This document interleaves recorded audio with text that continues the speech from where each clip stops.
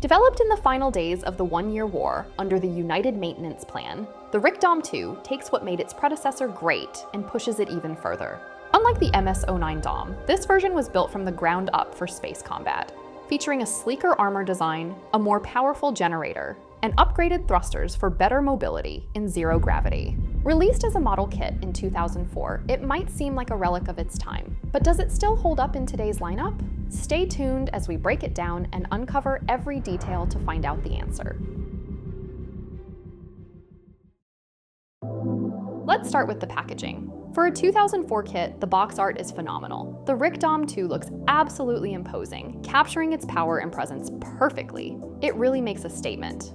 Inside the box, we get 5 PS runners along with a multicolor runner featuring purple, red, gray, and clear parts for the head's visor. The rest of the parts are dedicated to the outer armor, accessories, thrusters, and hands. 2 full purple runners cover most of the armor, while 2 gray runners take care of the weapons, chest, and backpack. There's also a PE runner with polycaps for articulation. On top of that, there's a small foil sticker sheet for markings and mono-eye details. And of course, the building manual. Everything you need to bring this mobile suit to life is right here. Once the kit is fully built, here's what you get. First, the RIC-DOM II mobile suit itself, standing strong with its bulky and imposing design. For accessories, it comes with 2 weapon-holding hands featuring posable index fingers, giving you more flexibility for dynamic poses. The giant Bazooka 2, 90mm machine gun, 2 Sturmfausts, and a classic heat saber. To keep things practical, there's even a connector joint to store the heat saber on the suit's back. A solid loadout for an iconic mobile suit. With a total of 109 parts, this kit sits right in the average range for high-grade model kits. On top of that, it includes 27 polycaps, though 6 go unused. But what really stands out is the sheer size of the parts, especially in the legs. Some of these pieces are so massive, they almost look hilariously oversized for an HG kit. And honestly, that's part of the fun. The chunky design gives the build a unique feel, and the parts are not only easy to clean, but also snap together effortlessly. It's a satisfying experience that really sets this kit apart. Given the age of this kit, there are large areas with minimal detail and few panel lines, which might seem discouraging at first. And while the design may feel a bit outdated compared to modern releases, once fully built, the RIC-DOM II looks absolutely gorgeous. Its smooth, rounded armor breaks away from the boxy, angular aesthetic of more recent mobile suits, giving it a bold and unique presence on any shelf. Panel lining and cleaning up this kit won't take you more than 45 minutes, and you'll need around an hour to remove all the pieces from the runners. But here's where the outdated nature of this kit really shows. The nub placement is rough. Some of them are positioned without much consideration for the builder, making cleanup a bit of a challenge. Many are located on angled surfaces, which means they need to be carefully flushed against other parts to look seamless. It takes a bit of patience, but the good news is that there are no mold lines to worry about. That's pretty rare for a kit of this age, and it definitely makes the building process much smoother. The build starts off with the chest, followed by the head, arms, legs, and finally the weapons. Once everything was put together, it took me about 15 minutes to apply the provided stickers, including a color correction sticker for the back of the waist unit. Applying this last sticker wasn't the easiest task. It requires careful placement to sit just right.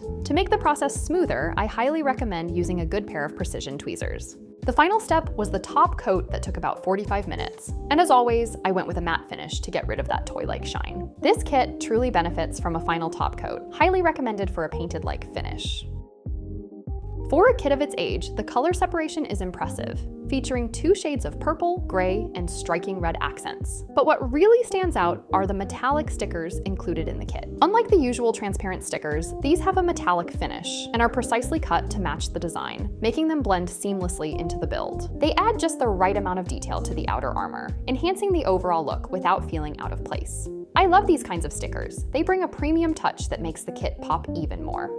The head unit is connected via a double-jointed neck using a ball joint at the top and a hinge at the bottom, but can only move slightly due to its flat shape.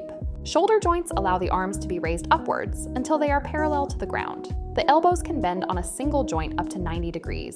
The index fingers can pivot. Front waist armor parts are molded separately, so they can swing upwards independently from each other without the need to manually separate them. This allows the legs to be raised upwards until they are parallel to the ground. Additionally, the side waist armor can swing up and down. The knees can bend on two joints up to 90 degrees. Ankle guards can swing upwards, and each foot can swing to a limited degree frontwards, backwards, and sideways.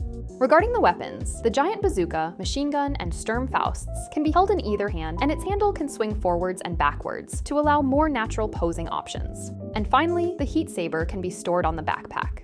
Due to its large and hefty build, the kit is incredibly stable, but that same sturdiness also limits its range of movement a bit. Still, despite the slight restrictions, I was able to pull off some amazing poses, so it's not a deal breaker.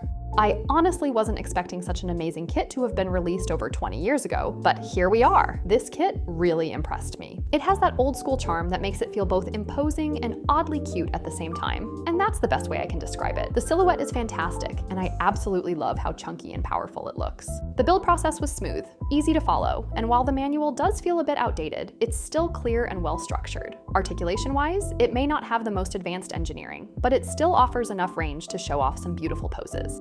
Now, on to the downsides. Seam lines can be pretty intrusive, especially on the arms, shoulders, and backpack. But the biggest issue for me is the shoulder armor attachment, or rather, the lack of one. It's literally held in place by gravity alone. The armor has a gap that rests on the shoulder joint, meaning if you turn the kit upside down, the parts will fall right off. That design choice is just ridiculous, and easily the biggest flaw of the kit. Despite that, the overall experience was one of satisfaction and joy. It's a beautiful kit, and if not for the shoulder armor and seam lines issue, it would be near perfect. Because of these reasons, I'm giving it an 85 in the model quality category. As you all know, I'm a huge fan of panel lines, and while this kit doesn't have an abundance of them, it has just enough to make it look great. That said, there are a lot of flat, empty surfaces, which feels like a missed opportunity. It's imperative to panel line every available detail, because without it, the kit will look completely flat. On the bright side, the existing panel lines are perfectly molded, so there's no need to rescribe or deepen any details. Because of that, I'm giving this kit a 90 in the panel lines category. Not for the number of lines, but for how well they capture the original design. As I mentioned before, the nub placement on this kit is downright absurd. The nubs are huge and placed in highly visible areas, including the shoulders, chest, arms, waist, and legs. Thankfully, some of them are hidden under other parts, making them less of an issue. But the ones I just mentioned are massive and almost impossible to clean up properly unless the kit is fully painted. This is definitely a big downside, and because of it, I'm giving this kit a 70 in the nub placement category. The mobile suit itself is completely free of mold lines, which is honestly incredible for a kit of this age. That level of quality is rare, and it really shows in how clean and polished the finished build looks. On the other hand, all of the accessories, including the weapons, do have visible mold lines, but the good news is they are really easy to remove. I have to say, I'm genuinely astonished at how well the molding process was executed for this kit. Because of that, the Rikdom 2 earns an outstanding 95 in the mold lines category. This kit has good color accuracy, but it loses points for missing several small but important details. The red accents on the belt, thrusters, and the inside of the skirt, legs, and feet are all absent, which is a bit disappointing. On top of that, all the red details that should be under the armor are completely missing, which takes away from the depth and mechanical feel of the design. But the most infamous omission is the tip of the Sturmfausts, which should be yellow. That small detail adds a ton of character, and it's surprising that it wasn't color separated. Thankfully, it's an easy fix with a bit of paint, but for a kit with otherwise solid color separation, these missing details hold it back. Because of these inaccuracies, I'm giving it a 70 in the color accuracy category. Let's talk scale accuracy. This kit stands at 13.3 centimeters in head height, which at 1/44th scale translates to 19.15 meters in real life. However, according to the manual, the official height should be 18.6 meters. That means this kit is roughly 3% larger than it should be. While this isn't a drastic difference, it does affect its scale accuracy. Given this minor discrepancy, I'm giving this kit a score of 85 in the scale accuracy category.